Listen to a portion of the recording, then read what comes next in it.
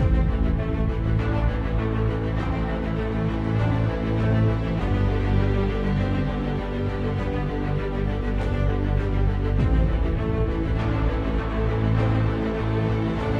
name Hosea comes from the Hebrew verb meaning to save or deliver.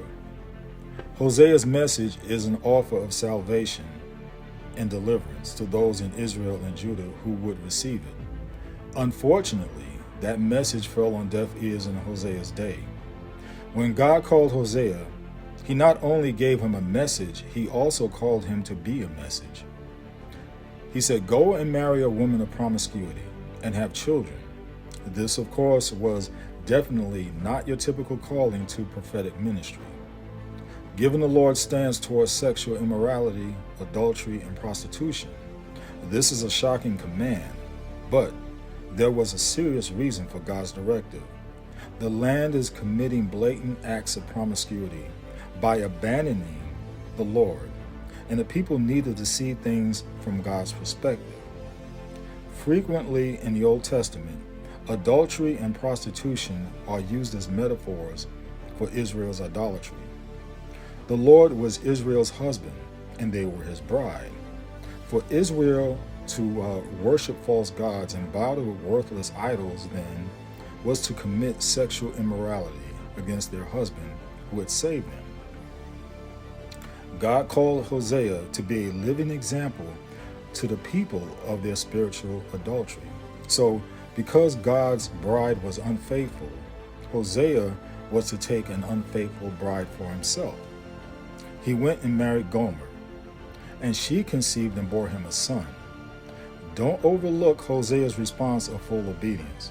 He submitted himself and his family to be an object lesson for Israel and would experience firsthand what it means and how it feels to love someone who is unfaithful. In the long run, he became more passionate for God and Israel as a result. Hosea is a book of 6 cycles that involve sin, salvation, judgment, and restoration. It is set against the backdrop of a conventional marriage between Hosea and his wife, Gomer, who broke that covenant. God used their relationship to illustrate the fact that Israel, the people with whom he had entered into a sacred covenant, had also broken faith by committing spiritual adultery. With false gods, their actions broke God's heart, and Israel's sin brought judgment, just as Hosea's wife suffered for her waywardness. But this book also demonstrates God's heart for forgiveness and reconciliation, as Hosea was told to welcome his wife back, even though she had been unfaithful to him. Through his prophet's actions, God was saying to Israel, "I will welcome you back if you will recovenant yourselves to me." And under God's kingdom plan, he would forgive his people's sins and restore their relationship. Hosea teaches that God will not allow his children to become unfaithful to him without consequences.